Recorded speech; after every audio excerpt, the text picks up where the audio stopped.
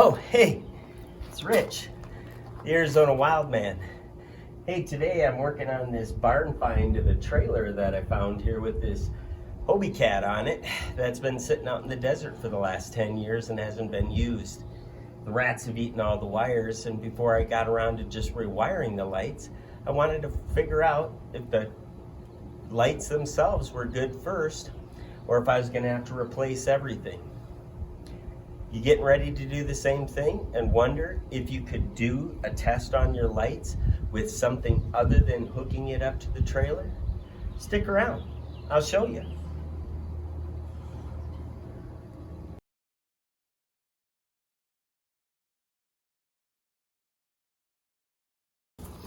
All right, now I'm going to go ahead and show you how you're going to test your trailer lights without having to have them wired and hooked up to your vehicle.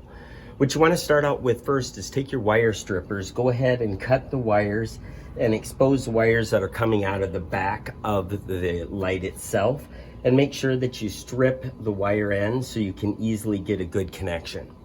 After you go ahead and do that, you are going to notice also that the trailer light has 3 lights. There's always going to be a white light, that's a white wire that's going to come out. That's going to be your ground and is going to connect typically directly to the trailer. If you don't have that coming out, one of the bolts coming from the light itself will actually be the negative. So you're going to go ahead and you're going to take your negative and clip it right over top of that ground.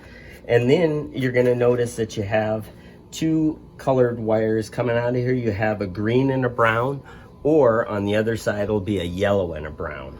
What you're going to do is you're going to test each of these wires independently. So we're going to first go ahead and we'll just hook it up here to the brown one. And then we're going to go ahead and take our power pack. You can use any type of power pack. This is a compact one I keep in my truck in case I need a jump start on my truck. You can also use a regular big battery jump start pack, or you can use a regular 12-volt battery. But if you have one of these, it's super simple. We're going to just, now that we're connected, we're going to power it up and we're going to turn on the jump start function, and voila, the light is working. We're going to take that off. We're going to test the other wire, and voila, that one's working too. Yay! Your trailer lights are actually functional, so that's a good sign. You don't have to invest the extra money, and now all you're going to need to do is invest about $10 in a wiring harness and just go ahead and wire the lights back up, since you know the white lights are good. I hope you found this video helpful. I know I wondered always if I could use a battery pack, so now you too know that if you have a battery pack, it's a simple way to test your lights. Have a great day, and just remember, if you're a wildcat, bear down.